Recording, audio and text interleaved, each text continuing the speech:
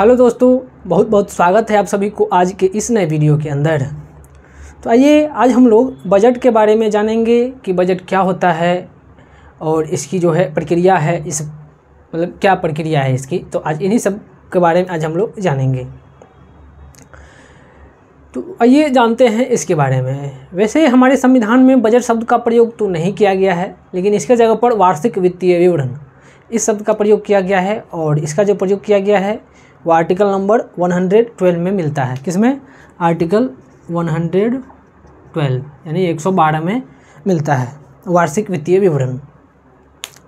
अब बजट होता क्या है? बजट जो है, जैसा कि हम लोग जानते हैं, जो वित्तीय वर्ष है फाइनेंस ईयर, वो 1 अप्रैल से 31 मार्च तक है। तो इस अवधि के दौरान जो भारत सरकार को विभिन्न स्रोतों से आय और जो व्यय होता है उसको इसमें रखा जाता है। उसका विवरण जो होता है उसको इसमें रखा जाता है। यानी कितना आय हुआ इस वित्तीय वर्ष के दौरान, कितना इनकम हुआ और कितना होगा, कितना खर्च हो गया, कितना खर्च होना है। तो इन सब का जो विवरण है उसी सब को इसमें रखा जाता है।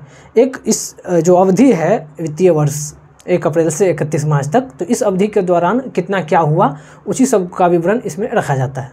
समझ गए? अब आइए आगे जानते हैं कि ये जो बजट था वो 2017 तक भारत सरकार का 2 बजट हुआ करता था। मतलब कि एक रेलवे बजट और एक आम बजट 2017 से पहले। और 2017 के बाद जो है इन दोनों को अब मर्ज कर दिया गया। यानी कि रेलवे बजट और आम बजट दोनों को मर्ज कर दिया गया। यानी रेलवे बजट में रेलवे मंत्रालय से संबंधित जो आय और व्यय होता था उसके विवरण को इसमें रखा जाता था। यानी रेलवे से कितना रेवेन्यू कलेक्ट हुआ, कितना खर्च होगा रेलवे में, उसी सब को इसमें रखा जाता था।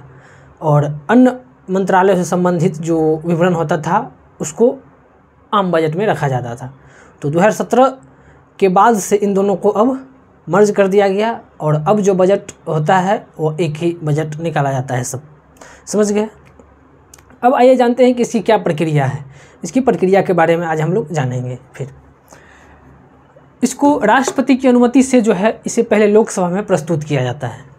यानी राष्ट्रपति की अनुमति के बिना इसे लोकसभा में प्रस्तुत नहीं कर सकते हैं। पहले राष्ट्रपति की अनुमति आवश्यक है।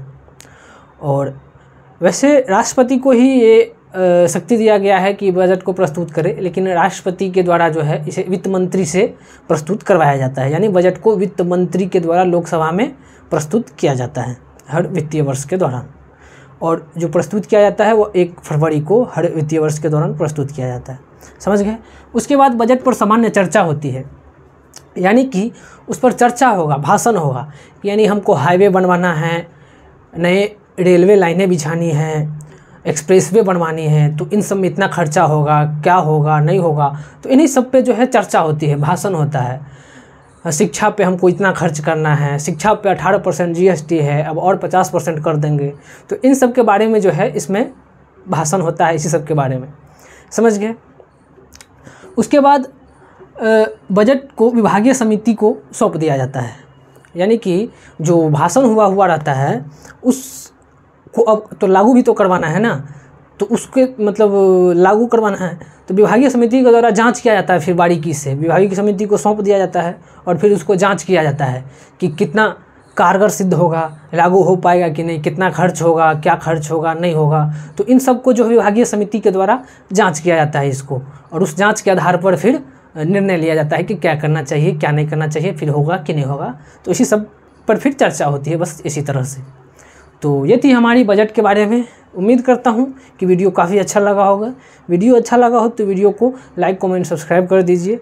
मिलते हैं नेक्स्ट वीडियो में। तब तक के लिए पढ़ते रहिए, अपना ख्याल रखिए। मिलते हैं। धन्यवाद।